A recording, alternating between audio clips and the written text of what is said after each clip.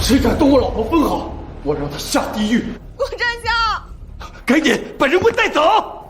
你干什么？找死！还愣着干什么？赶紧把这个废物给我赶出去！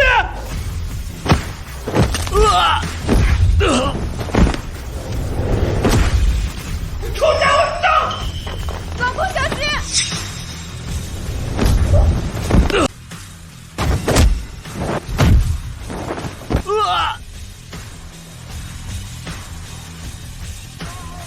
该你了。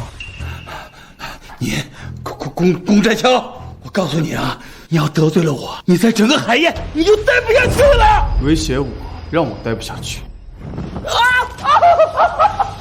我现在叫你活不下去。对不起，我错了，龚哥，不，龚爷，龚总统，你饶我一回吧。动了我老婆，你还想要命吗？我们再也不敢动你老婆！哎呀，疼死我了呀！来人呐，快救我呀！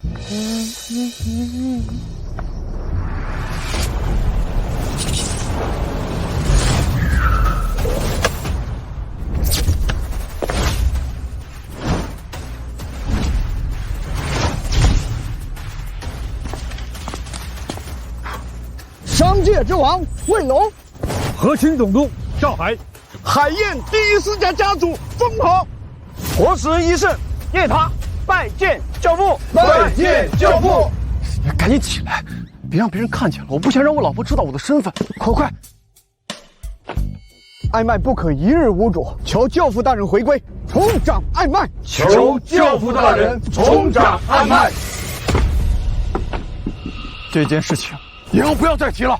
商界、权势、世家、医界，交给你们我很放心。我现在只想跟我的妻子举案齐眉，过普通夫妻的生活。你们以后别再来打扰我了。是，教父大人。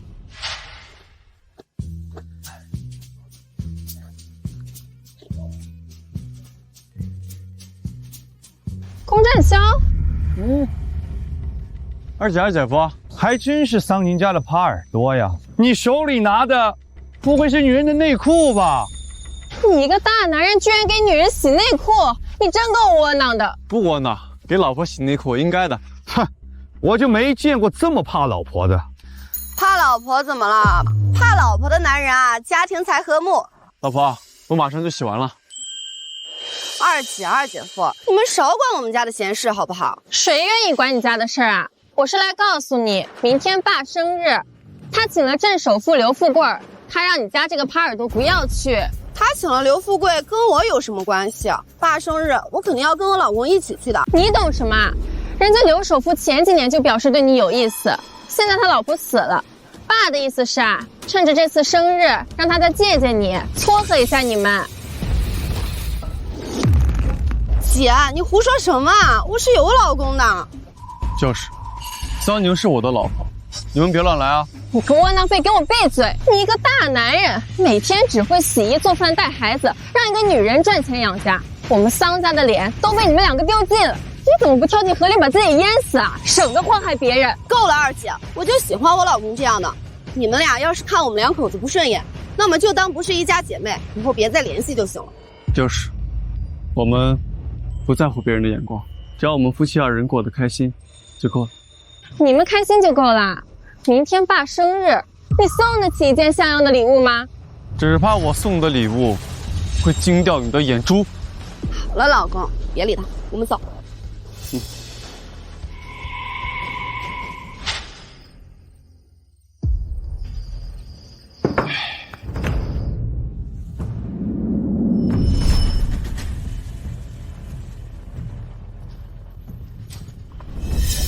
老公，你怎么把这一箱镀金首饰拿出来了？明天不是爸生日吗？我看有没有适合送给爸的东西。你要把这箱镀金的东西送给爸，这箱东西加起来还不到200块，你想什么呢？老婆，这些可不是镀金，都是真金，每一件都是大师的孤品，是真正的无价之宝。行了，这话多说几遍，你自己都要信了，是真是假我还不知道吗？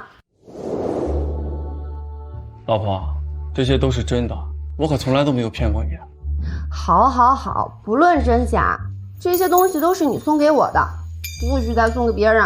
好，好，好，既然这样的话，那我给你写张支票吧。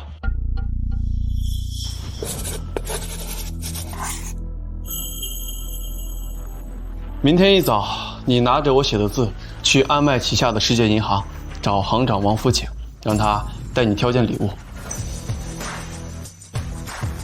你说什么？拿着这个字去世界银行挑选礼物？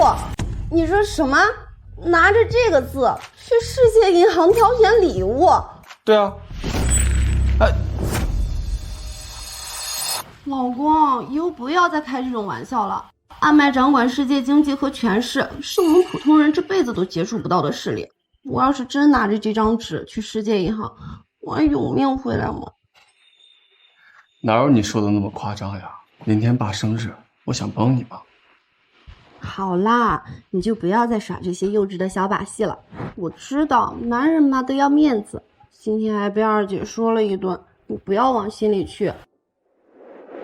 生活如人饮水，冷暖自知。老婆，我说的都是真的。行了，挑礼物这件事你就不要再操心了，我自己会想办法的。可是没有可是，听我的，不许瞎操心。也罢，还是我打个电话亲自安排吧。再见。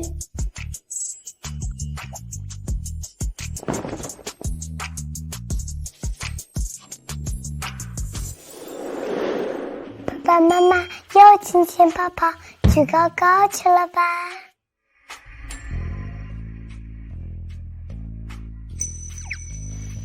爸爸那么认真，肯定不是撒谎。给外公的礼物，就让我去帮他取吧。爸爸，你回去吧，我自己进学校。你可以吗？我可以呀，爸爸，拜拜。波妞，你慢点跑，小丘比摔到了。这小家伙。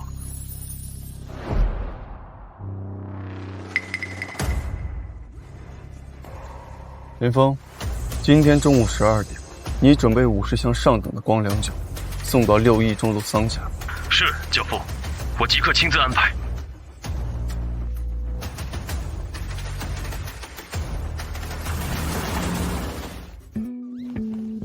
太好了，我现在要去世界银行给外公挑礼物去了。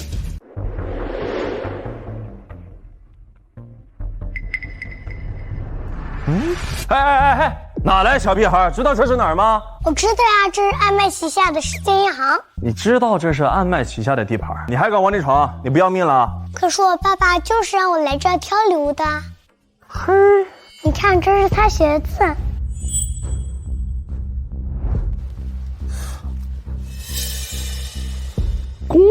对呀，叔叔，快让你们行长出来带我去挑礼物吧。臭小孩，你敢耍我，赶紧滚啊！我可没工夫跟你瞎胡闹。我的字，我的字，我的字。住手！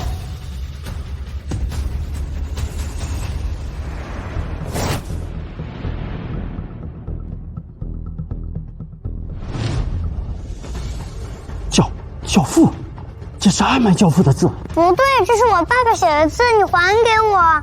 这是你爸爸写的？嗯。教父大人隐无数言，难道这女娃娃是教父大人的女儿？萧小姐，你爸爸让你来银行做什么？我爸爸说拿着这个字找行长王福锦，让他带我去挑给外公的礼物。行长，这个小女孩想拿张纸往安麦银行里取东西。你给我看清楚了萧小姐的样子，以后再敢对她不敬，10条命你都赔不起。是。我就是王福锦，萧小姐，我现在就带你去挑礼物。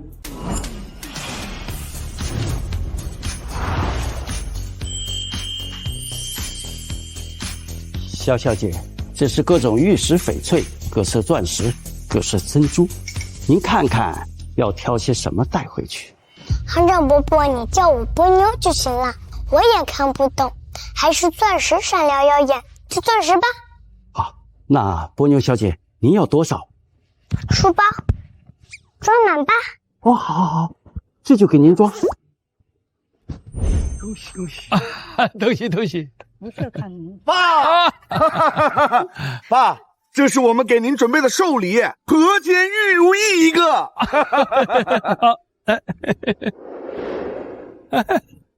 爸，这是我们送您的一台老人乐，这开车出去兜风啊，可舒服了啊，对，可舒服了。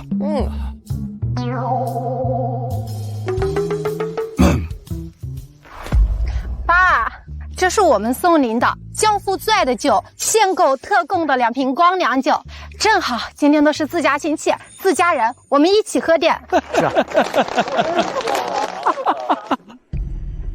光良酒。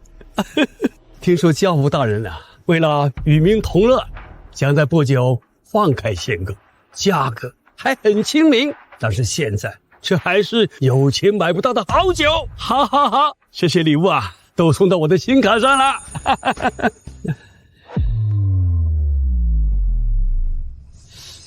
这刘首富马上就要到了，你小妹怎么还没看到人呢？来了，爸，我们来了。爸，我们来了。爸，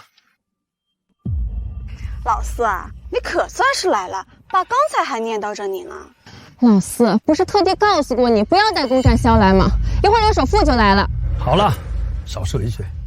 爸，这是占霄特地为您买的酒。爸，祝您福寿安康，万事顺遂。你把酒放下，可以走了。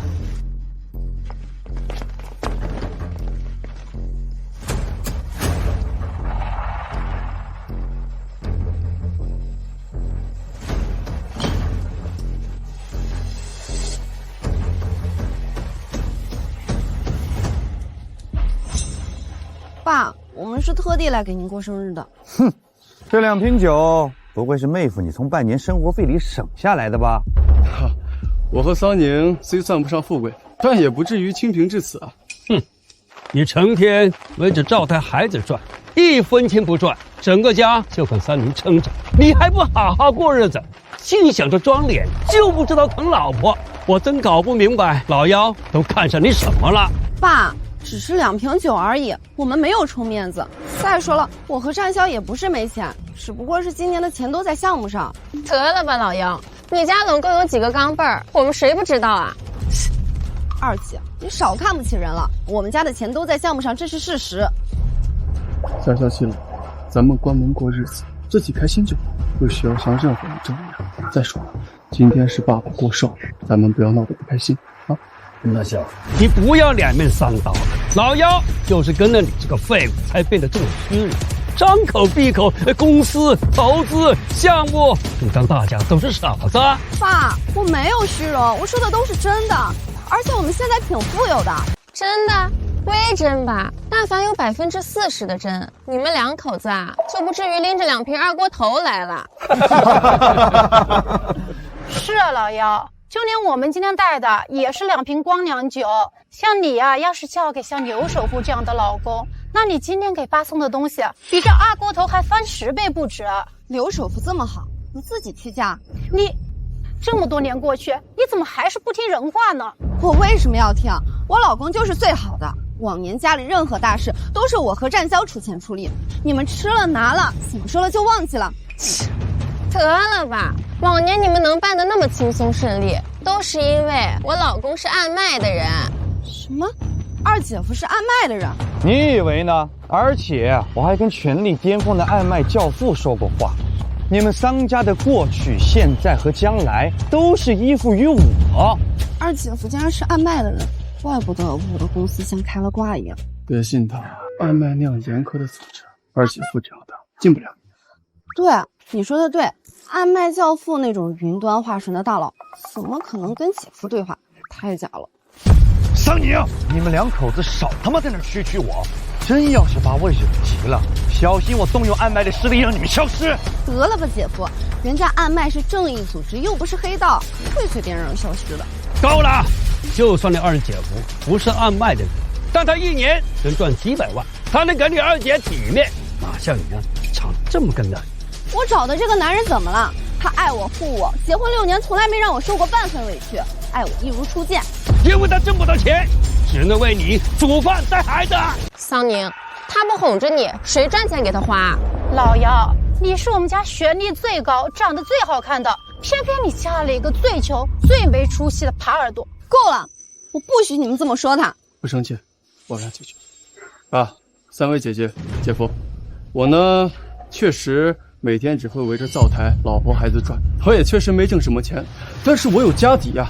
今天这2瓶酒呢，只是开胃前菜，我还给咱爹准备了一些别的。什么？吹牛的吧？老公，你们不用去争这些面子。老婆，我可从来都没有骗过你，我真的给咱爹提前备了礼。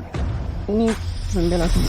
光良酒啊，我记得咱爹平时爱喝点，所以我就特意准备了几箱光良酒。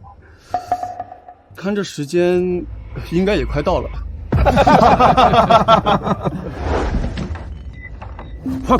快装车！我们必须准时准点的赶到桑家，绝对不能让教父大人多等半秒钟。快！前面就是我外公家啦，我爸爸妈妈肯定到啦。好大的口气啊，郭振晓，你什么时候能改改你这爱赚的毛病？一个窝在家里颠勺的废人，你知不知道这光良酒有多紧俏，多难买到吗？知道啊，所以我准备的才是光良酒嘛，表示诚意。而市场上呀，确实是一瓶难求，6瓶1箱，我准备了50箱。我看今天来的都是自家亲戚，到时候每家搬走2箱，高兴高兴。老公，你在胡说什么？一瓶难求的光良酒，还让我们每家搬2箱走啊！妹夫，你怕不是当家庭主妇当的精神分裂了吧？我猜啊，他就是短剧看多了，做梦梦见自己是什么商业之王、龙王一上了。哎，商界之王是卫龙，活死人一胜的是叶棠，他们呀都是我的手下。他说商界之王和医圣都是他的手下。空展霄，你再吹牛就飞上天了。吹牛又不犯法，真是丢人现眼。不是，我说的都是事实。老公，你别说了，你不是那种别人随便激2句就失去理智胡说八道的人。你是不是生病了？要不要去看医生？老婆，我没事，我真的准备了50箱光良酒，你信我。50箱光良酒啊，老公，咱们不要说这些大话。光良酒现在是暗卖特供，除非教父大人亲自设令放开限购，否则我们这些普通人根本就不可能买到。哎，老幺，你该不会是想带你家那耙耳朵溜了吧？别走啊！万一一会儿那50箱光良酒送到了，没人签收可怎么得了啊？够了，别笑了。老婆，不怕，他们现在笑得越无知，到时候就打脸越甜。钟大小，你是存心要在我的寿宴上让大家看我3姐的笑话？我到底造了什么业？我女儿竟然被你这个废物迷了心智。爸，你怎么就不能公平看待展霄呢？他这么好，你怎么就不能看见他的好？他这个兜里比脸都干净的废物，要真是那个对你好的老实人，我也就认了。但你看看他，什么都没有，还要打肿脸充胖子，什么德行？我要是再不管你，你这辈子就毁在他手上了。爸，你什么意思啊？我的意思是，你嫁的这个男人，他给整个商家蒙羞，今天你必须跟他彻底断了。一会儿刘首富会来相看你，你要跟他成啊，那样的身份，你才有资格送光良酒。我不要，你凭什么替我做主？凭我是你老子，我绝不允许你还跟他在一起。赶紧把这个没有用的赘婿给我赶走！走啊你！赶紧走啊！耽误大家吃饭了，知道吗你？滚出去！滚啊！别赖着了，赶紧滚！滚蛋！吃饭呢！不准你们说我爸爸是废物，我爸爸有好多钱。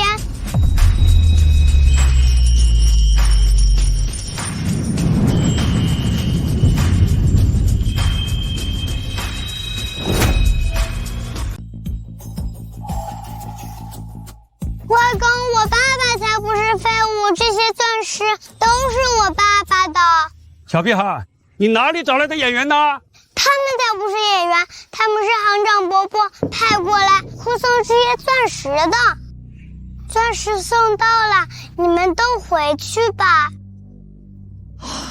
吓死我了，我还以为谁犯法了呢。是啊，吓得我大气都不敢出，那可是端着枪的。出息！这些人一看就是演员。为什么？怎么看出来的？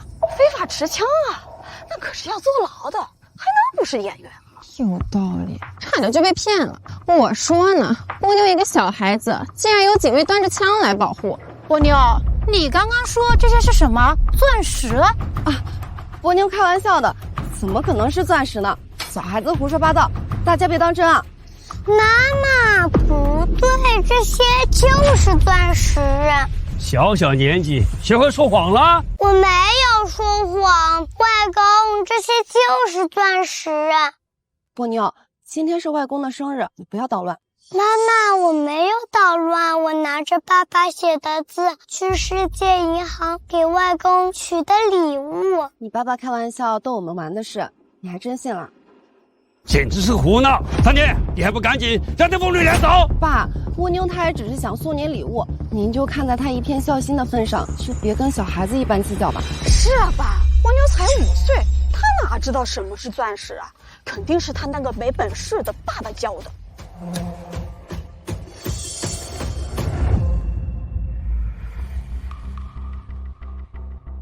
大姐，你还别说，这假玩意儿还挺闪的。要不仔细看，还真以为是钻石呢。得了吧，二姐，就这堆破玩意儿，怎么能跟真钻比啊？是啊，蜗妞背了一书包来，我也是开了眼了。这1克拉的钻石就得好几万呢。老四家他们可真是豪气的很呢，背了一书包来。老三啊，发财了！你外甥女送你一书包的钻石。够了！老三啊，发财了！你外甥女送你一书包的钻石。够了！三弟，你是欺负我们没见过真钻石啊，让个小孩背一书包的玻璃来骗我们，没钱和硬装，孩子都让你们教坏了。对不起，爸爸。我说老四，你们一家3口在这里一出接着一出演，看把爸给气的。今天可是爸生日啊！老四，你看看，你都嫁了个什么多心的男人啊！姨妈会，不许你们这样说我爸爸。哼，有其父必有其女。老婆，那我就先带波妞回家了。你现在要回家？今天是爸的生日，先是你死要面子说大话，然后让波妞背着一书包玻璃碴子来胡闹，闹完了你就要走，你连最基本的礼貌和尊重都不给吗？好，我们不回去，在这里陪你。你别生气了，这些都不是玻璃，是真钻石。不对，妈妈，这些真的是钻石。老婆，你要是觉得送这些钻石不合适的话，那咱们就等50箱光良酒送来啊。哎。爸爸，我陪你一起演。够了！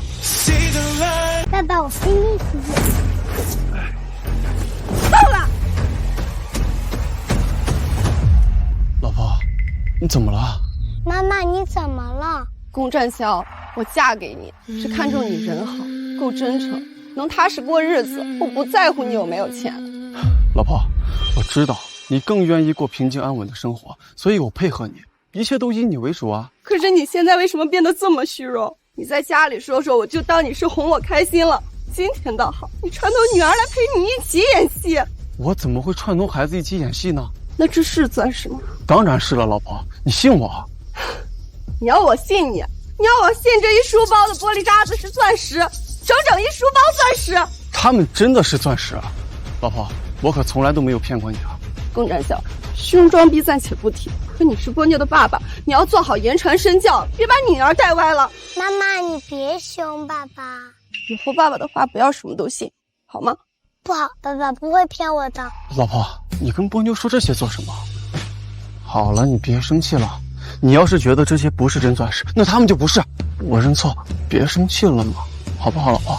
老婆，你跟波妞说这些做什么？好了，你别生气了。你要是觉得这些不是真钻石，那他们就不是。我认错，别生气了嘛，好不好，老婆？那你还不把这一地的玻璃扔出去？好好好，只要你不生气，我现在就把它们收拾起来，丢出去。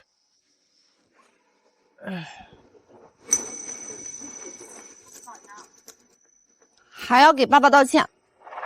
怎么，不愿意啊？愿意愿意，都听你的。爸爸，我陪你一起捡。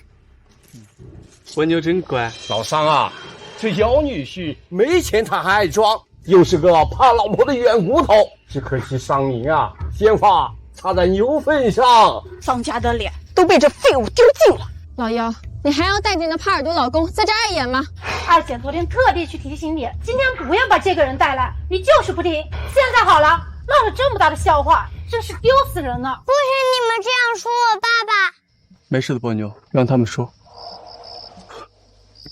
爸，您要是不喜欢这书包里的东西，那我可就都带走了啊。刚惹您添怒了，我很抱歉。道歉就不用了，你赶紧带着你那部破烂和你女儿赶紧走，别在这里丢人现眼。爸，你别收，我来收。爸，大姐、二姐、三姐，如果你们看我们两口子不顺眼的话，我们现在就走。你别收，我来收。爸，大姐、二姐、三姐，如果你们看我们两口子不顺眼的话，我们现在就走。站住！在你眼里还有不有我这个爸爸？爸，是您和大家先排挤我老公的。这样的男人也值得你维护？无论战潇在你们眼里有多不好都不重要，在我眼里是最好的就够了。老四，你糊涂啊！二姐，日子是我和战潇在过，我自己觉得幸福比什么都强。如果今天我非要你离开这个小子呢？爸，我是不会因为你们任何人的态度就放弃我和我老公的婚姻的。这个不孝女，但凡你要是敢跟他走出这个院子，我今天就不认你这个女儿。如果愚孝的代价是让您拆散我和我的家庭，那您不认就不认吧。简直是造孽啊！我怎么就生了你这么个孽障？走啊！有妻如此，夫复何求？现在是说这话的时候吗？你真心爱我，护我，我又怎会让你再被别人看不起？好啦，先回家，回家再说。不，光良酒要到了。光良酒要到了。光良酒到了，就在门外。还装呢？你真是不到黄河心不死，真是丢我们男人的脸。哎呦，老四，你可长点心吧！他刚刚还一口咬定那一书包的玻璃是钻石，现在听到点动静又立马开始编了。老四，刚才这个窝囊废可说有50箱光良酒，你信吗？那50个光良酒纸箱，他都得攒2个月才能买得起吧？你们少看不起人了。光良酒现在是难买，但是等以后放开限购了之后啊，光良酒就是国民好酒，普通人也能买到。老幺，你今天就跟这个小子断了，和刘首富在一起，凭刘首富的身份和人脉，你现在就可以孝敬我50箱光良酒，不用等到以后。3年跟我在一起也不需要等，50箱光良酒就在门外。我懒得跟你废话，你们把他给我赶出去，多看一眼就都晦气。快走，这里不欢迎你。你们走，放开把那些东西滚滚，走，我们自己会走，你们放开。林峰奉命前来送礼。你们走，放开，把那些东西滚，走，我们自己会走，你们放开。林峰奉命前来送礼。送礼？老公，你没事吧？我没事，光良酒到了，你看我没骗你吧？都搬进来。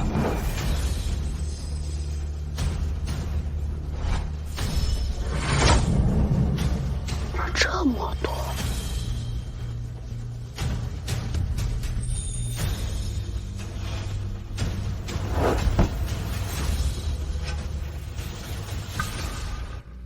林峰，既然酒已经送到了，你可以先走了。是，我们走。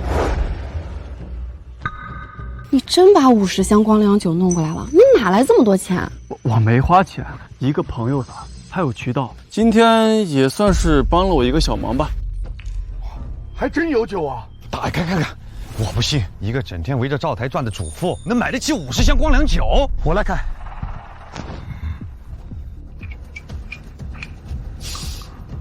好香啊！真香，真香。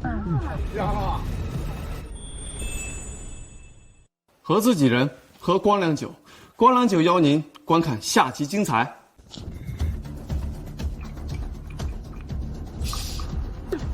好香啊！真香，真香。哇，好香啊！好香，好香！这酒啊，确实是产自四川北纬30度燃酒黄金带的光良酒。我先尝尝。啊，应该是爸来。爸您先试试。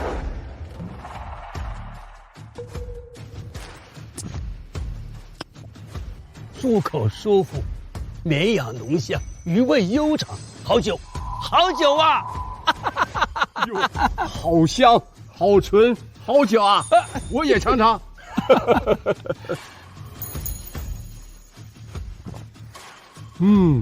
入口舒服，绵雅浓香，余味悠长，好酒，好酒啊！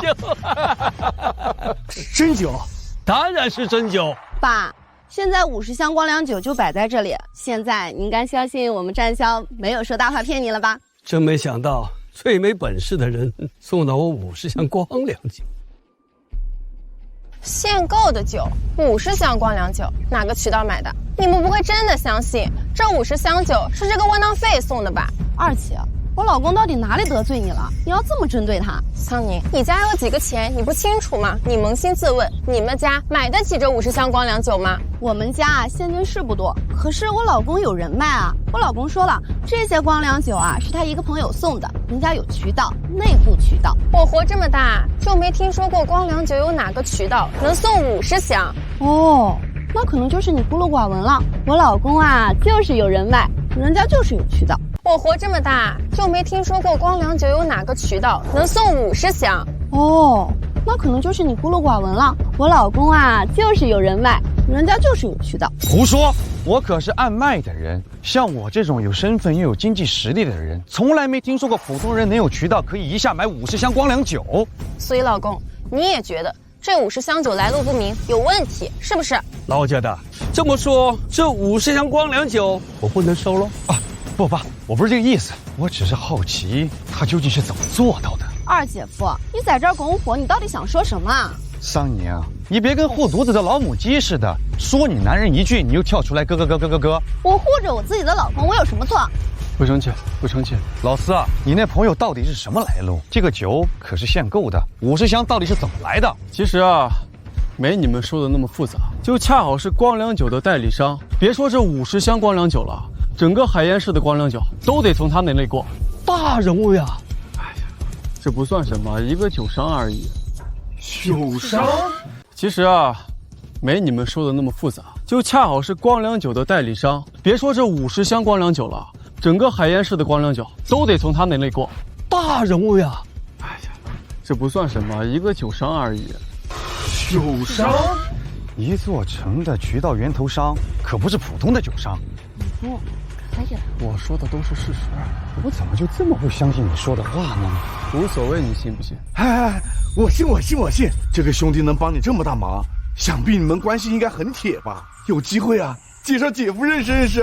老四，你小时候我带你的时间可是最多的，你不会是忘了吧？大姐，你们刚才可还看不起我老公呢。哎呀，那都是误会嘛，亲姐妹说2句，你还往心里去啊？哎，快，别走了，我们坐下就吃席了。别理他。哎，兄弟，把你那个朋友介绍给我认识吧。啊！哎，妹夫，你有这么好的人脉，你可不能白费了啊！还介绍给你姐夫认识，大家一起赚钱嘛。抱歉啊，我的时间呢，照顾家庭和老婆都不够，实在是抽不出时间给外人了。抱歉啊，我的时间呢，照顾家庭和老婆都不够，实在是抽不出时间给外人了。你一个家庭主妇，你有什么抽不出时间的？我每天6点起来做早饭，7点送女儿上学，8点送老婆上班，上午洗衣拖地搞卫生，下午炖汤做晚饭。我5点接女儿，6点接老婆，晚上一起吃饭、散步、聊天、打游戏，晚上10点睡觉。我这哪有时间给外人啊？我简直不敢相信，这是一个正常男人的一天。畅销，你怎么桑宁奴役成这样了？姐夫，你们可别乱说话。每个家庭有每个家庭的分工，凭什么这些女人做就是天经地义，男人做就不行？就没有男人在家里面做饭带孩子的道理啊？你不愿意煮饭带孩子，是你自私，不愿意帮老婆分担家务。姐夫啊，我已经跟我老婆商量好了，她上班我顾家，我对现在的生活非常满意。你还真没辜负你这耙耳朵的名声啊！我愿意啊，只要我老婆孩子开心，我就非常满足。钱财都是身外之物，我并不在意的。你就吹吧，刚才是谁打肿脸充胖子，让波妞拿了一书包的玻璃来冒充钻石啊？这50将9啊都是真的。二姐，你说有没有一种可能，波妞书包里是真钻石呢？这50将9啊都是真的。二姐，你说有没有一种可能，波妞书包里是真钻石呢？指甲盖大的得几万，那书包要都是真的，得上100亿了。有，当然有了。桑宁，你自己听听，可能吗？行了，这钻石是假的，但这酒是真的。你们呢，就不要拆老幺的台了。善孝，在自家人面前，你就不要摆谱了。你那个大人物朋友，直接请到家里吃饭，让大家也认识认识啊。就是啊，那么铁的关系，肯定能请得来吧？老公，你真的能请来海燕城酒商会的老大？能，我现在就给他打个电话，让他马上过来。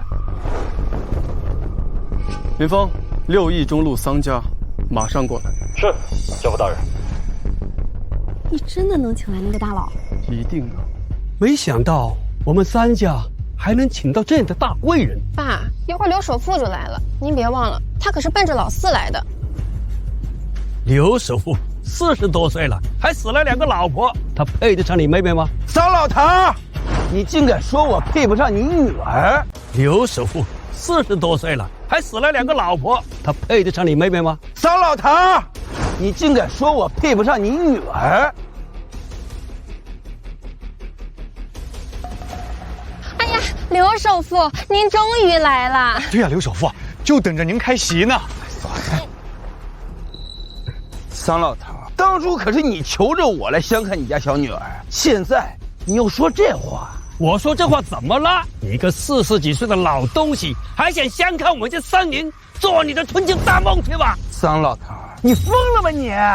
爸，您想想清楚啊，那小子他只是送了几瓶酒，但是您不能把真正的财神爷往外推呀。不管怎么说，这光良酒是真的，站下的这份孝心值得我包容，值得我接纳。老公，还是你有办法，爸终于接受你了。这么多光良酒，这是真的吗？当然是真的，我都开箱试过。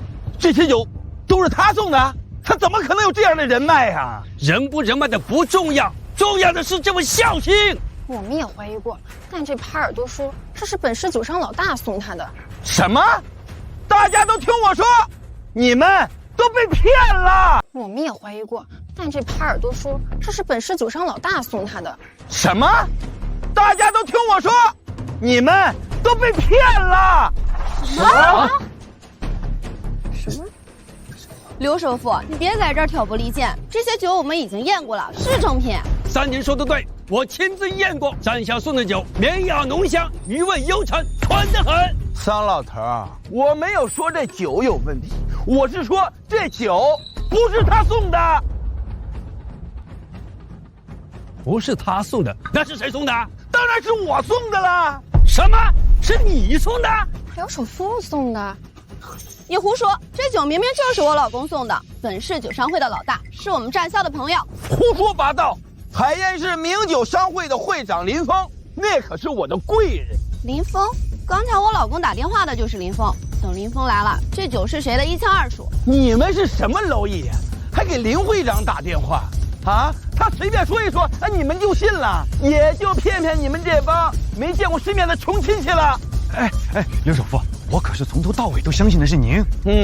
还是你有眼力劲儿。谢谢刘首富赏识。这50箱酒是桑老头去我家当天，我给林会长打电话让他帮我买的，真金白银，我花了100-200万呢。我差人提前送来，怎么就成你们送的了？好啊，争论无用，还是让林峰亲自过来解释吧。好啊，争论无用，还是让林峰亲自过来解释吧。对，说的跟真的一样。等林会长来了，酒是谁的一清二楚。异想天开，你们还想给林会长打电话？林会长那样的大贵人，怎么可能会来这个地方？当然会来，我老公刚才打电话，大家都听到了。是啊，是那个名字。他随便说几句话，你们就信了？林会长那是可以直接跟暗麦教父对话的人，你们这帮臭鱼烂虾也妄想见到他。跟暗麦教父对话很难吗？我二姐夫曾经就跟暗麦教父对过话。确实，我女婿就与那个云端之上的教父大人说过话。你骗鬼呢吗你们？暗麦教父那是什么样的通天的人物啊？就你们，就你。不，刘首富，我是一时嘴快说错了。暗麦教父那他妈我都不敢得罪的人。二姐夫，那你是暗麦的人，也是撒谎喽？什么？你他妈还暗麦的人？就你这种货色，你3辈子也够不上暗麦的边啊你！首富，刘首富，我真错了，我真长记性，我以后再也不敢了。刘首富，我老公就随口说了几句，你怎么打人呢？哼，无知妇女！就他这话，如果让人给告了，还有10条命也经不起罚。二姐，原来打肿脸充胖子的是你们家啊！桑尼，你少幸灾乐祸。刘首富，龚占霄冒充你送凤礼，你赶紧报警抓他，千万别轻饶了他。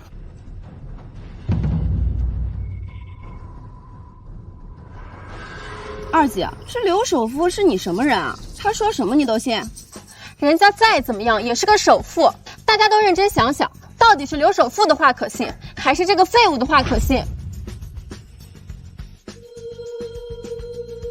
我就是觉得奇怪，要是真有这样的人脉啊，这么多年怎么会待在家里一分钱也不赚啊？还有啊，酒送到的时候，他们俩就急着要走，现在看来就是怕刘首富到了拆穿他们。大姐、三姐，你们刚才可不是这么说的。还有啊，酒送到的时候，他们俩就急着要走，现在看来就是怕刘首富到了拆穿他们。大姐、三姐，你们刚才可不是这么说的。刚才是被你2口子忽悠了。你们家的情况我们太清楚不过了。就是爸，这种人啊，先是用玻璃珠子骗人，然后又冒你刘首富的酒来充面子，你赶紧把这个奇葩给撵出去吧，这是丢死人了。龚占霄，你还有什么话说？哼，只是几10箱酒而已，要不我催林峰，让他尽快过来，给大家一个解释。你还在演呢？哎呀，好，别催他，让他打，我现在就看着他打。林会长那可是我的大贵人，声音我是太熟了，我一听就知道。我看他有什么把戏。跳梁小丑，我看看打的是10086啊，还是10611啊？你怎么抢人手机啊？没事，让他去闹。可是老公，他万一乱说话得罪了林会长，林会长会不会把气撒到你身上？林峰他没那个胆儿。你别在这个时候还没个正形。好。哎，你们看好了啊，还提前备注上了，确实是林峰林会长的名字。等电话接通了，你们就知道这小子耍什么花样了。哎，通了。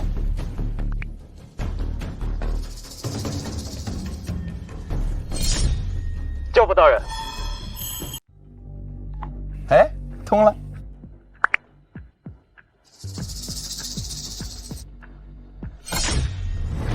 教父大人。教父大人。大人。确实是林会长的声音。哎，是林会长的声音，你怎么挂了？不正好问问酒的事情吗？这你懂个屁呀！完了，这回事闹大了。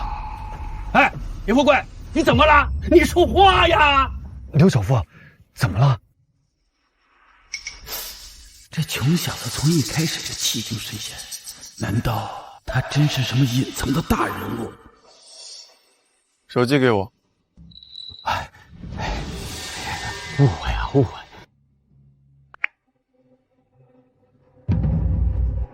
5分钟内我要见到你人。刘首富，您怎么对这个帕尔多现在变得毕恭毕敬的了？对呀，我为什么对他那么客气呀？这通电话只能证明对方是林会长，龚占霄他不过是个穷小子嘛。是啊，刘首富。行了，这个礼呢我也送了，我家里还有事儿，我就先走了，别送了。别走啊！别富贵，放开我！富贵呀，还有好多物费，你的桌想解开呀！哎呀，我不差你们这顿饭，放开我，让我走！别走啊！别走！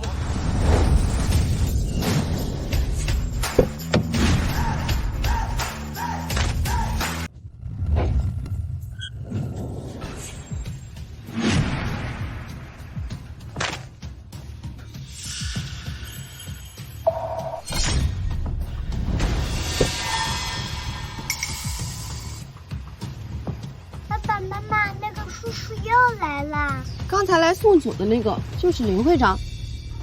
哎，那人刚才不是来过了吗？是啊，是来过，就是刚才来送酒的人啊。刘首富，这就是你说的海燕酒商老大林会长吗？别拉我，松开！松开！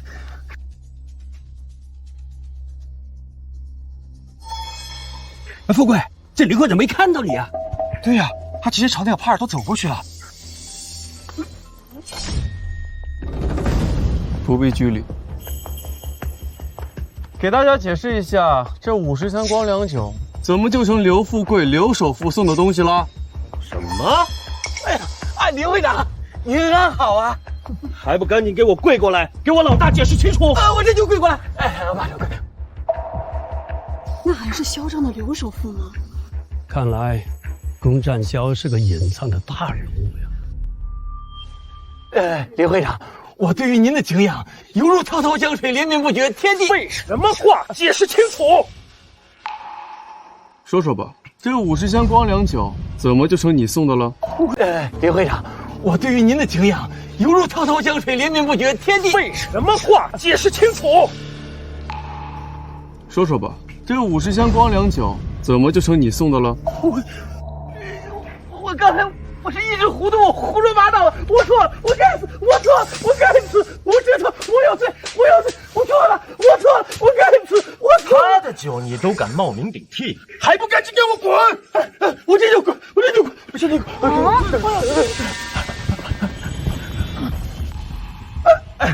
林会长，我们是占霄的姐夫。是。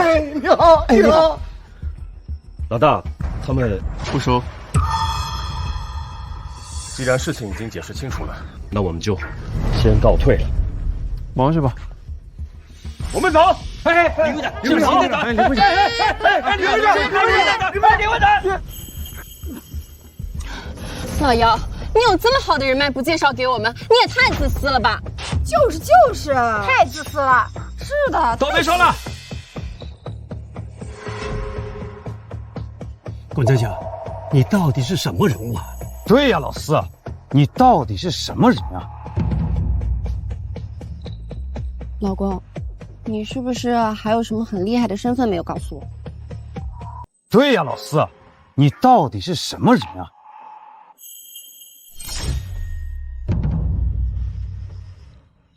老公，你是不是还有什么很厉害的身份没有告诉我？我最厉害的身份就是你的丈夫，别的身份不值一提。我当然相信你，而且今天是我的家人先看不起你、贬低你，我改变不了他们对你的偏见，但是我能跟你一起回家。桑宁，你爸生日，席都还没开你就要走，你简直是太不孝顺了。姐夫，你道德绑架我没用，我和占霄的孝心已经用50箱光良酒表达得很清楚了。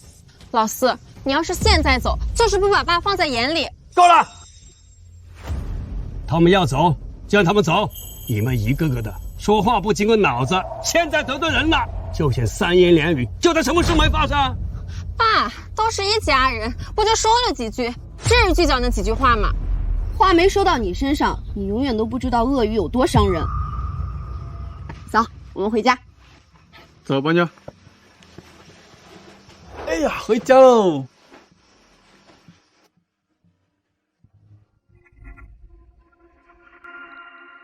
送得起50箱光粱酒的人，林会长还随叫随到。那龚占霄背的一书包钻石，就不可能是假的。老三啊，这姚女婿啊送了50箱光粱酒，要不开2箱助助兴？开2箱吧，就是开2箱。占霄说了，咱们大家走的时候都搬2箱走。我先把我的那2箱搬上车吧。哎，那我也去搬2箱。赶紧的动啊，搬2辆车。哎，都别动我的脚！哎，爸，你有什么意思啊？龚占霄说了，这50箱酒，我们每个人都可以拿2箱走。就是啊，爸，50箱呢，你也喝不完啊。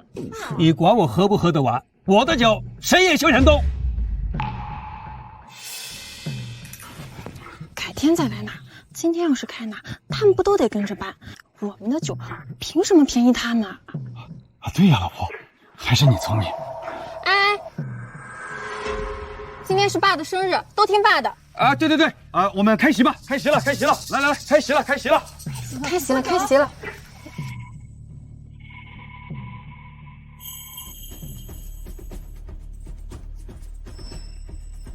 我得偷偷去找人鉴定。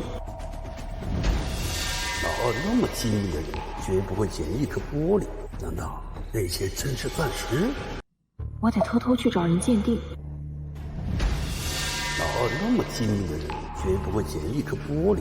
难道那些真是钻石？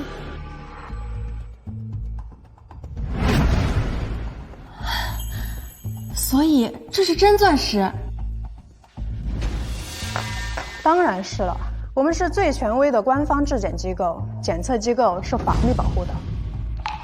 那这一颗多少钱？按照你手里这颗裸钻的纯度、净度和完美切割工艺来看，这一颗市场价400万起。400万？当然，这可是高品质的全镁5克拉钻石，市面上很难找的。发财了！爸，您这什么意思啊？什么意思？这是老四送给我的，怎么，你想占为己有？爸，老四送给你，你自己不要，这是我捡的。想虎口夺食，老四家一堆一堆的好东西，你找他要去？对呀，波妞背了一书包的钻石，那得多少钱啊？我现在就去。等等，爸，您这都不允许吗？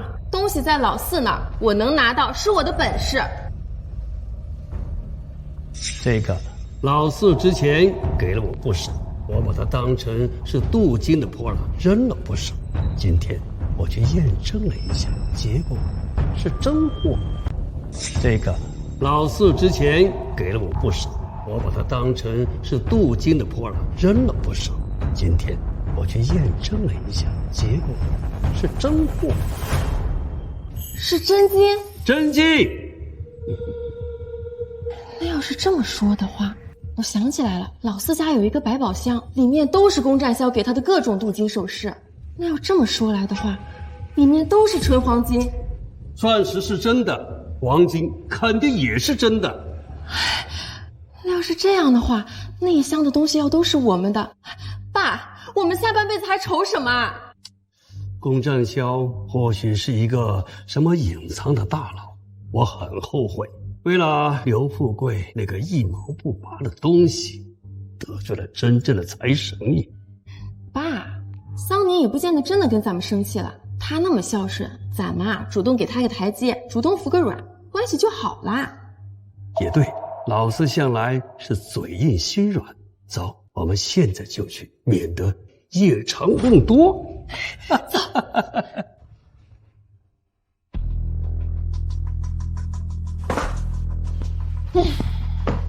这一箱的镀金破烂啊！波妞，把你的书包拿过来。妈妈，我来了。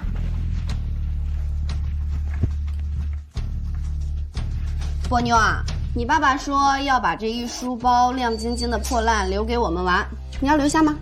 妈妈，这些不是破烂，都是钻石。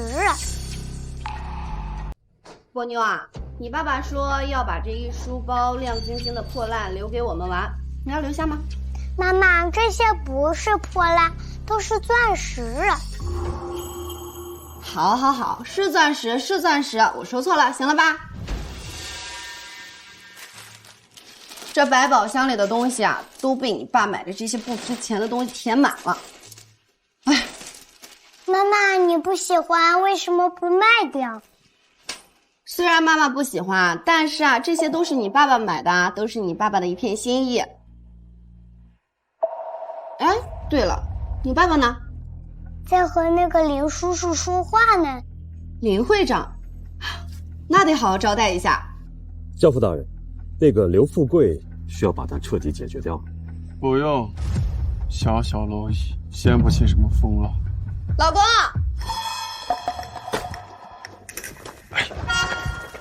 哎，老婆，什么事啊？林会长，您快坐。夫人不用客气。林会长帮了我们这么大的忙，来家里做客，连一杯茶都没有，太失礼了啊！老婆说的对，我这就去泡茶，这就去。哎，不，林会长，您快坐。不用，我不渴，我不喝茶。没事，您坐。夫人，实不相瞒，我对茶过敏。对茶过敏，那咖啡也过敏，所以就不用我大哥，不用麻烦了。再给我10个胆子，我也不敢喝暗麦教父亲自泡的茶呀。老公，龚展笑。哎，老婆，我来了，什么事啊？你这么快就把茶泡好了？啊，开水现成的，茶叶就在湖旁边呢。来。哎，林会长喝不了茶，你要不换杯白水来吧？你不喝茶？喝，我喝。痛！啊，好茶。林会长，你不是喝不了茶吗？喝的，偶然也喝的。可是你不是对茶过敏吗？偶尔也不过敏，偶尔。那我去炒2个小菜，林会长您赏个脸，在家里吃个饭再走吧。不了，夫人，我还有公务在身。哎呀，你来都来了，吃个饭也耽误不了多长时间。老婆，林会长呢，肩上的工作多，就让他走吧。是的，老大，夫人，我还有公务在身，先告辞了。告辞。家里有客人来做客，你连一杯茶都没有，再是朋友也不能这样。遵命，老婆，我记住了。你把衣服洗了，我去做饭。好，那你把米洗好放锅里，等我回来炒菜。爸，那不是林峰林会长吗？好像是。这林会长跟战霄的关系到底有多好啊？竟然跑到老姚家里来了。爸，看来那个耙耳朵身份不简单。这不重要，重要的是今天要拿到那个钻石，还有黄金。哎，我家要出来了，等他走以后啊，我们就去找你小妹。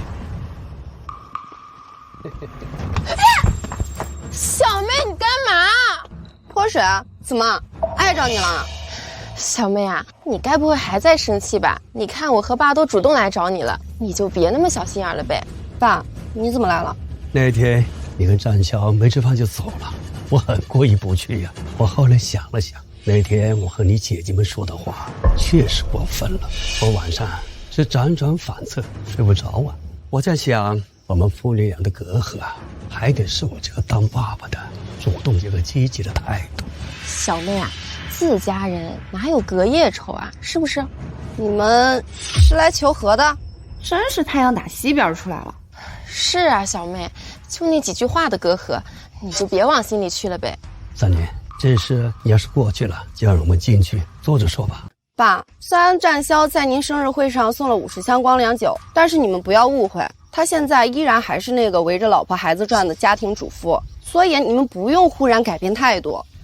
小妹，你说什么呢？爸只是愧疚那天对你们的态度。对，我明白，你们忽然的愧疚，不就是以为我们战霄是个大人物吗？战霄要真是个人物，我还至于为了你去低声下气的求刘富贵吗？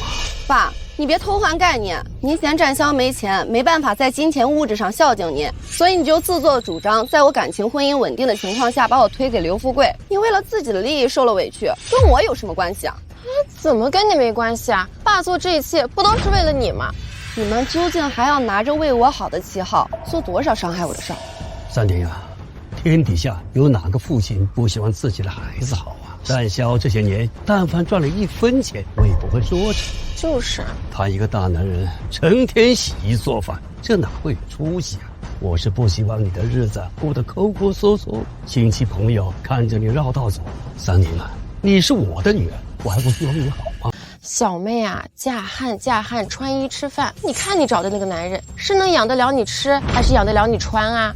那是因为他不屑做这些。但凡他想，以我老公的人脉，那些钱不还是一句话的事儿？小妹，不是我说你，这么多年啊，你要是少吹点牛，我都信了。那爸生日会上的50箱光粱酒是不是真的？你自己算算，这市场价得多少钱？是我们有眼不识泰山。小妹啊，话都说清楚了，要不让爸进去坐着呗？就这儿坐。你站着。哎呀，波妞啊，二姨来啦！你就让你二姐跟波妞说说话，我们父女俩就这就好好聊聊。爸，你想跟我说什么？我想起你小时候很多的事情。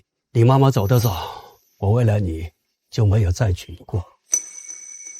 波妞啊，你妈妈有一个百宝箱，你带二姨去看看，二姨就把这个糖给你吃，好不好？我爸爸说了，小孩子才不能乱吃糖，牙齿会坏掉。那你喜欢什么啊？波妞啊，二姨就想看看你妈妈的百宝箱，你听话带我去好不好？我知道了，你妈妈把这个东西藏了起来，你也不知道在哪里，是不是？我知道呀。我不信。你不信就算了。波妞啊，你妈妈的百宝箱里进了一只老鼠，把里面的东西都啃坏了，你快去检查一下。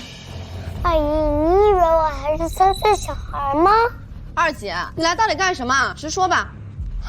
我能来干嘛呀？我就是陪着爸给你们解开心结的。得了吧，你们看不起我们家也不是1天2天了。今天要不是我老公买了50箱光粱酒，你们会踏进我家吗？小妹啊，旧账就不提了。现如今你靠着你男人发达了，你可以不管我们，但你不能不管爸呀。说目的吧。爸想拿回那些钻石。钻石？妈妈，爸爸说了，这些东西放在家里给我和妈妈玩，不给任何人。你个人小鬼大的丫头，大人说话，小孩别插嘴。妈妈不能给二姨和外公，爸爸会不高兴。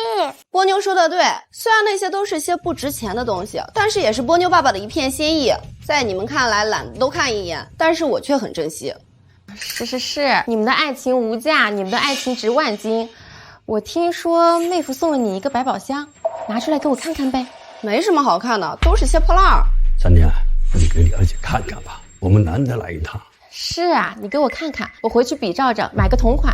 无事不登三宝殿，该不会他们以为老公送得起光粱酒，就送得起真金真钻吧？行啊，我去拿，你们等着。哎，不给你们看，你们是不走了。那百宝箱，只不过啊，就是看着精致点，名字好听点，没什么特别的。这百宝箱还挺大的，这么多。这是真的？哎，假的，不值钱。这一箱子里边，也就是这个箱子值点钱了。老幺，你别开玩笑了，妹夫可是送得起50箱光粱酒的潜力股。潜力股，二姐，我记得你之前都是喊我老公耙耳朵、窝囊废的。三娘啊，在自己面前就别藏着掖着了，我们又不会要你任何东西。爸，这一箱东西都是假的，这要是真的得多少钱啊？这些都是女婿朋友送的。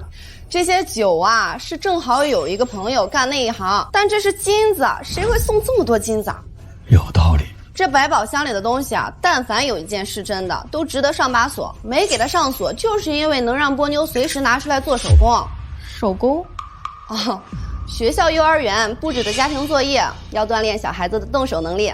这样啊，这东西也看得差不多了，我们走吧，爸。都看好了？都看好了，爸，咱走吧啊。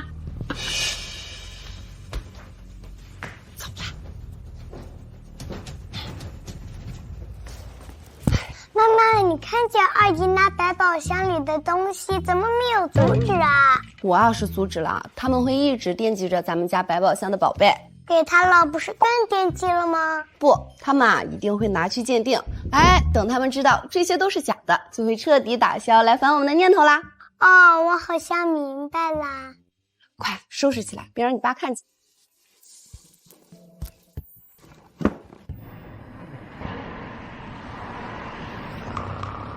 火烧都不变色，这都不用等鉴定结果，我就能肯定，这绝对是真金。老公，醒醒，死猪！谁啊？怎么了，老公？你没事吧？是不是做噩梦啊？没有啊，你怎么还不睡啊，老婆？啊，我马上就睡了。老公，我问你啊，你最近是不是和刘首富走挺近的？他想要你妹子啊！谁？老四？你醒醒，我问你呢，是不是桑宁啊？对呀，难不成是你三妹啊？哎，老婆你别担心了，我会办妥的，赶紧睡吧。不是，你在说什么啊？怎么办妥啊？办妥什么啊？老公，我跟你说啊，公占乡那个耙耳朵说不定真有什么身份，你可千万不要因为刘首富那个暴发户而得罪真龙啊！我这么跟你说吧，老婆，刘首富早就彻底查过那个耙耳朵了，他什么背景都没有，他最多就是跟林会长熟一点。真的？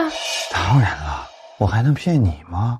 但是吧，桑宁对那个公占萧一心一意的，连爸都放弃了，要不咱们别多事了吧？我这么跟你说，老婆，刘首富他可是给了我许诺的，要是他跟桑林的事成了，他会给我一个车间主任的位置。这话靠谱吗？当然靠谱了，如果不靠谱，我怎么可能答应他呀？那我就放心了，睡吧。哦，好。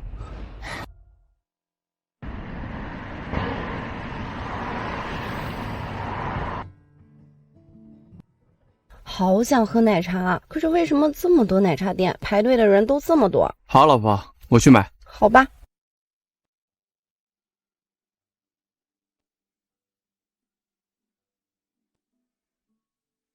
帅哥，我能用这颗钻石跟你换个位置吗？有病吧？帅哥，我跟你换。你不怕是假的呀？怎么可能真有人拿着钻石跟你换位置买奶茶？长点脑子啊，姐妹！帅哥哎，就算是假的，我也只是多排一会儿而已，又不亏。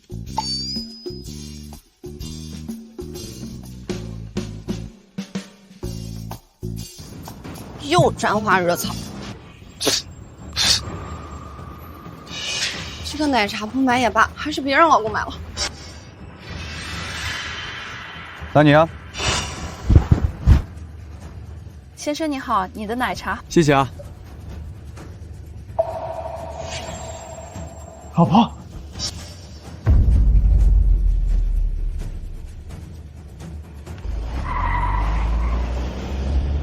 老婆，老婆，实时定位，时间15点55分，经过6域南路743号路段辆黑色车，夫人被人抓走了。实时定位发给我。车来！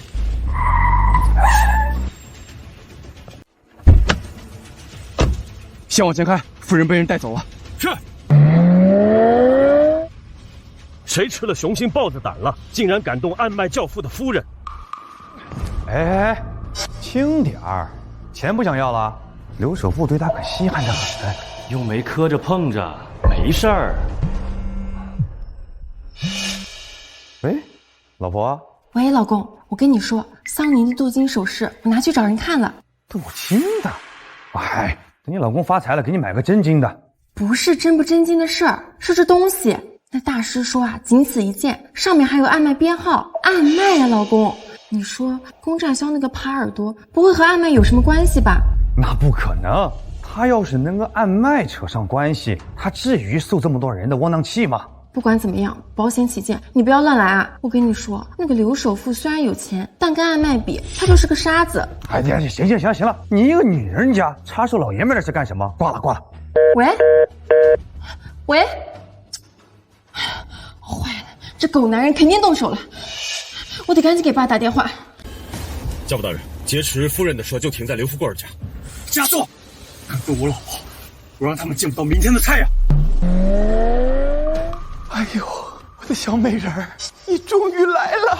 哎，刘首富，您看，我帮你把桑宁带来了，那您承诺我那个主任的事儿，给我起开这儿，别耽误看小美人。哎，刘首富，您要是不遵守你承诺的话，那我马上把我的小姨妹带回去了。哼，你威胁我？来人！别！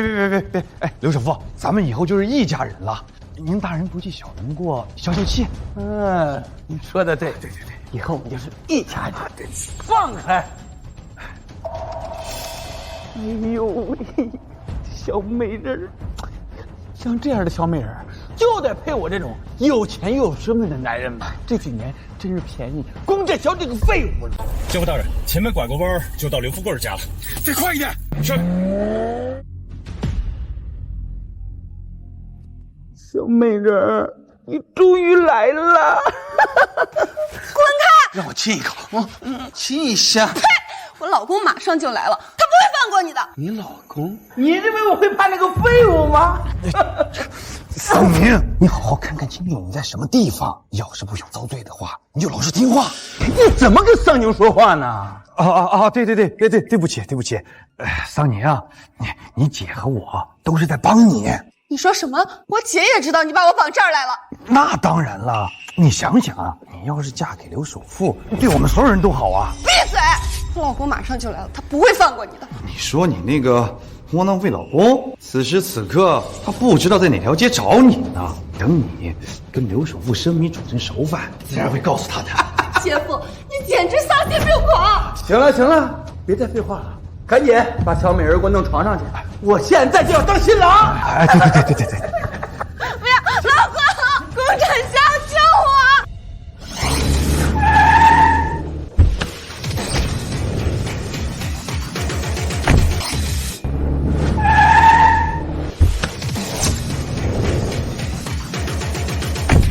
不要，老公，龚振霄，救我！谁敢动我老婆分毫，我让他下地狱！龚振霄，赶紧把人给我带走！你干什么？找死！还愣着干什么？赶紧把这个废物给我赶出去！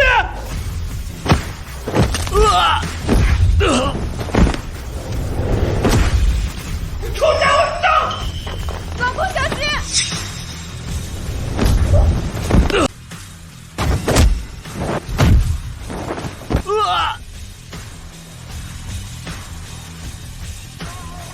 该你了。你龚振霄，我告诉你啊，你要得罪了我，你在整个海燕你就待不下去了。威胁我，让我待不下去。我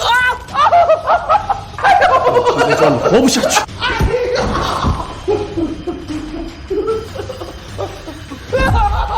对不起，我错了，龚哥，不，龚爷，龚总总，你饶我一回吧。动了我老婆，你还想要命吗？我再也不敢动你老婆！哎呀，疼死我了！来人呐，快救我呀！老公，龚振霄，赶紧放了刘首富，要不然伤到了你老婆，可别怪我。在找死！老公，你别冲动。别怕，有我在。冯平，你确定你要为了刘富贵跟我作对？冯平，我答应你主管的位置依然不变。你想好了？你到底向着谁有利于你的前途？我当然是帮您啊，刘首富。桑宁，你可别怪我啊，要怪就怪你自己识人不清，错把榆木当珍珠。姐夫，我可是在帮你啊。冯平，你在干什么？快把刀放下！二姐，爸，姐夫他疯了！文敏，你赶紧放了桑宁！你们怎么来了？你赶紧把刀放下！你后退，给我后退！冯平，你得失心疯了吗？我千叮万嘱，让你不要跟桑宁两口子作对，让你离刘首富远一点。你就是不听，你脑子装错屎的吗？你他妈给我闭嘴！我这还不是为了咱们家的前程着想。你动动你的猪脑子想一想，普通人谁送礼一送50箱的，能让林会长随叫随到吗？你一个女人家就是容易被这些表象所迷惑。我们早就查过她的背景了，她没有任何的势力。冯明，你布了一条道走的黑呀！爸，你也是糊涂了。别人刘首富好歹也是承诺了要给我主管的位置，家里这个废物他能给我们什么？除了每天你们认为他的背后是多大的势力之外，他还能给咱们什么？姐夫，你也没给过我们任何东西，那我是不是也应该联合其他姐妹拆散你和二姐啊？刀子无眼，你要是不想受伤，就给我小心你的嘴巴。老公，你是说刘首富许诺让你做主管？对呀。桑宁，人不能太自私，人家刘首富都让你姐夫做主管，你就不能看到人家一点好吗？二姐，你胡说什么啊？桑宁，不是我说你，就算龚占霄真有什么身份，这么多年他一直藏着掖着，不管是你还是我们这些姐妹亲戚，都没沾过他半分好处。这种小气抠搜的男人，留着他做什么？没错，桑宁妹妹，我跟你说，他就比我好看一点啊。他有钱，他也不给你花，看看身份他都不告诉你，证明他压根就没有爱过你呀。老婆，别听他们胡说，他们在偷换概念。哎，我偷换什么概念啦？龚占霄，这么多年，你是给我妹一分钱花了，还是你让她养尊处优、受人尊重了，还是说你让我们这些姐妹亲戚沾到什么好处了？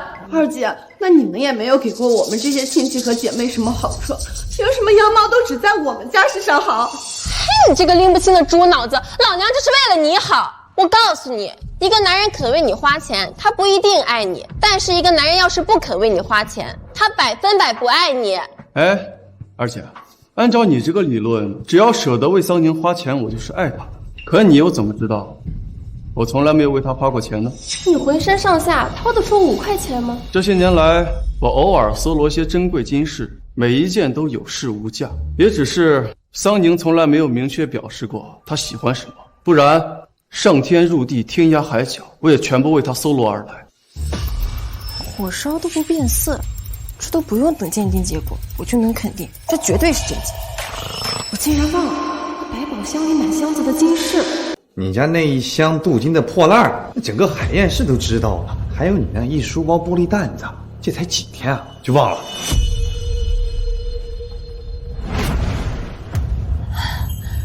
所以这是真钻石？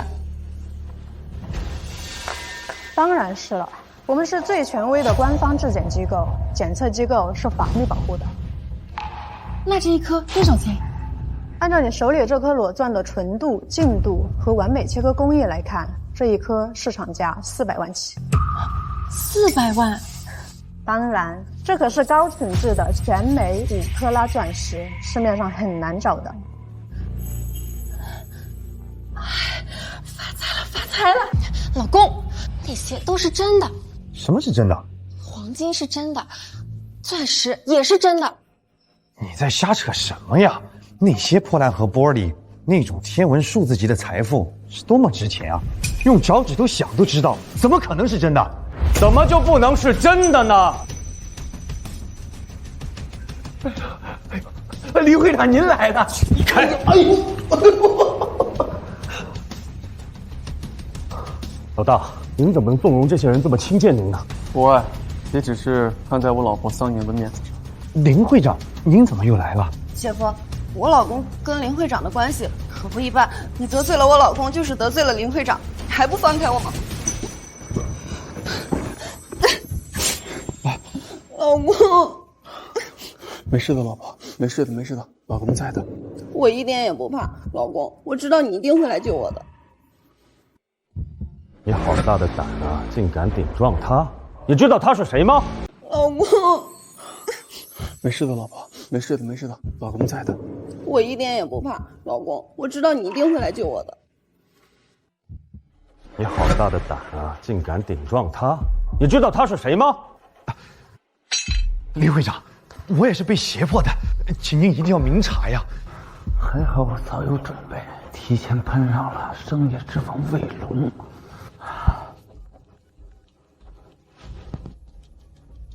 喂，魏大总裁，我是海晏市黄花镇刘富贵，我要向您实名举报，教会会长林峰在我们海晏市大肆敛财，还请魏大总裁向安麦教父大人如实禀报。什么？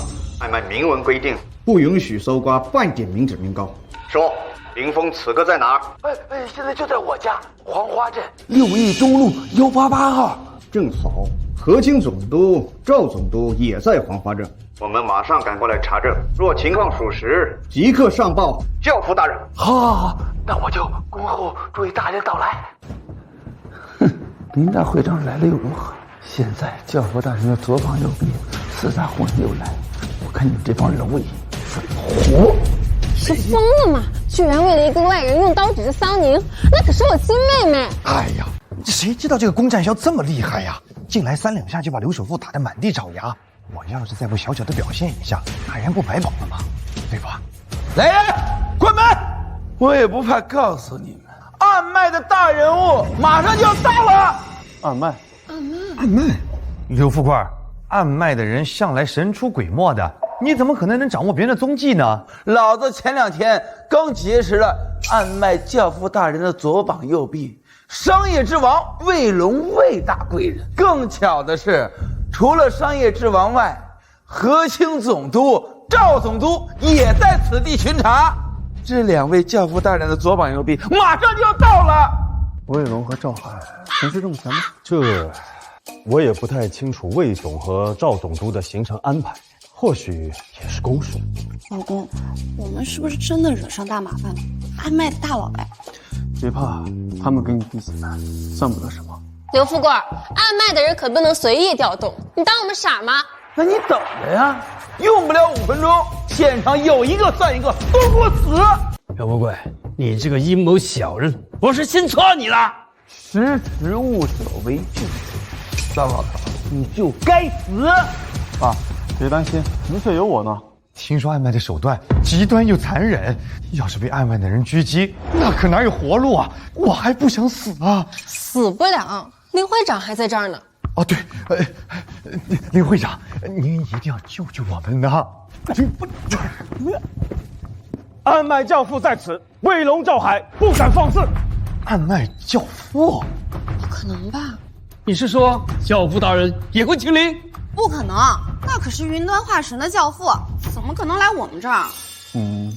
但暗脉教父几个得力下属的确都在海晏巡查，恰巧，差不多也到黄花镇了。还真来我们小镇了。这里山清水秀，人杰地灵，他们会来不稀奇。那我岂不是能见到教父本人？老婆，你真想见到暗脉教父？那当然，那可是全世界都仰望的超级大人物啊！不过像我这种普通人，应该没那个福分见他。老婆，在我看来，你就是这世上最有福气的人。我知道，在你心里啊，我就是千好万好。老婆，其实我就是。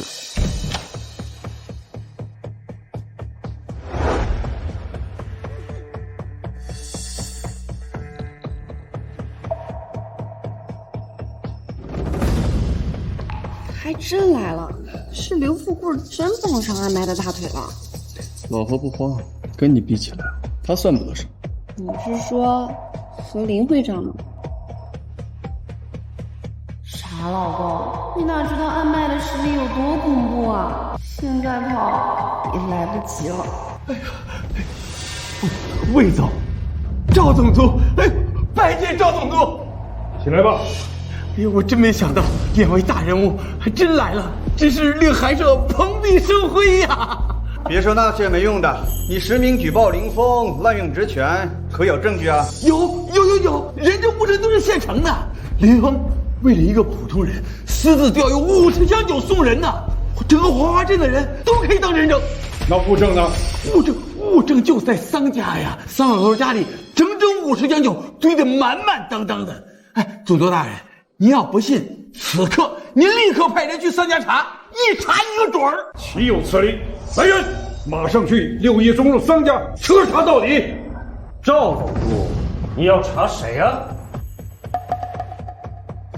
林峰，你贪污受贿，假公济私，如果证据确凿，我一定如实禀报教父大人，绝不对你袒护半分。赵总督，好威风！教父，什么？还不滚过来！参见教父大人。教父大人，教父大人，教父，这怎么可能？起来吧。是。刘富贵泥垢微尘，妄想天上日，该死！是，抓人！哎，不，教父，你们抓错人了呀！是我打电话举报的，干嘛抓我呀？即日起，查封刘富贵所有家产，带回去。不是，凭什么查封我的家产呢？为什么呀？周总统，凭什么呀？完了！那个躲在桑林背后的家庭主妇哈尔多，竟然是暗麦教父！我早就提醒过你，不要惹四妹一家，你非不听，非不听。我怎么知道？堂堂暗麦教父，好好的神殿，他不去接受别人的跪拜，跑来你们桑家当奶爸、妻管严，这不纯属有病吗？你是嫌命太长了吗？该你了。妹夫，不，教父大人，这都是个误会。您要是以前哪怕展示一丁点您的财力或者您的身份，我也不至于犯这样的错呀。丢进去，这辈子就别再出来害人了。等一下，教父，您听我说，这一切都是误会，您再给我一次机会，再原谅我一次好不好？教父，妹夫，我们可是一家亲戚呀。对。爸，你快说句话呀！都是一家人，不用动真格的吧？说明他没有恶意，我们的初衷都是为了小妹好呀，爸。桑宁，我的亲妹妹，你不能真的眼睁睁看着你姐夫进去吧？你姐夫他也没做错什么，妹妹，你就大人不计小人过，饶了他吧！啊，你就放了我吧。对不起。你什么意思？对不起，如果今天不是我老公到的及时的话，我就彻底毁了。我怎么可能因为姐姐你哭诉几句，就放过这样算计我、伤害我的人呢？桑宁，就算你姐夫真做错什么，你现在还好好的，那是因为我老公到的及时。二姐，你们因为自己的利益破坏我的家庭，把我当做牺牲品。我为了保卫自己的人身安全，让正义之剑斩向罪恶，天经地义。可你是我亲妹妹，你姐夫要是进去了，我怎么活啊？你怎么这么狠毒？你现在想起来我是你亲妹妹了。你们两口子设计我拿我去换主管的时候，可是半分没有犹豫。够了，三姐，你姐夫是做错了，但你现在也毫发无损了，你就应该小整大节。你这样拆散杨姐的家庭吗？你这辈子良心能安吗？我安得很。你们破坏我家庭、伤害我的时候，就能做得这么理所当然，凭什么我不能？我老婆说的对，一码归一码，一报还一报。脱手，赶紧脱手！再给我一次机会吧，再给我一次机会。老婆救我！老婆！桑宁，你真的不救你姐夫？好，那从今天开始，我跟你断绝关系。你想怎样都随你。你们放开我老公，放开他！你别追了！唉，三年，你真是太冷血，太没有人性。爸爸，是你太偏心，太势利了。我那都是为你好啊！你不懂得感恩，你还大胆，竟敢对夫人无礼！我还不行礼认错？难道你也要进去待2年，反省态度吗？不敢，不敢。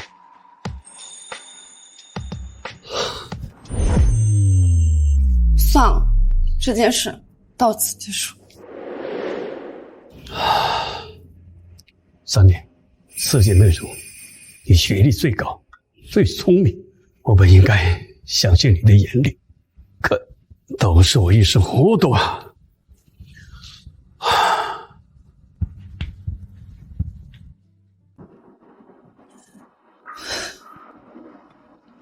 你是安麦教父？我是。那你为什么隐瞒身份不告诉我？我没有刻意隐瞒，因为这个身份对我来说并不重要。我最重要的身份，最自豪的身份，就是你的丈夫，多妞的爸爸。那家里的百宝箱的东西都是真的。真的？是真的，我从来都没有骗过你。老公，你怎么把这一箱镀金首饰拿出来了？明天不是爸生日吗？我看有没有适合送给爸的东西。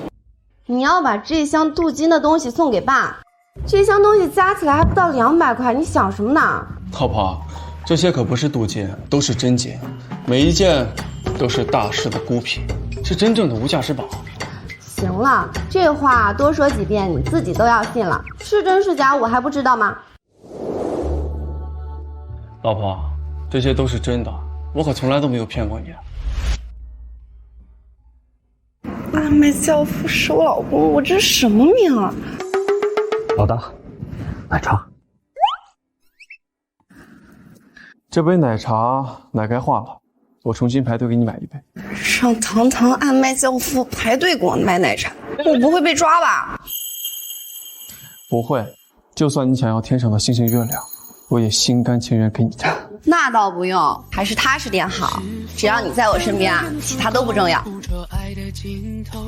再见。闭上了眼睛，记得你的笑容，幸福的从容，将灵魂都掏空，享受1分钟的感动。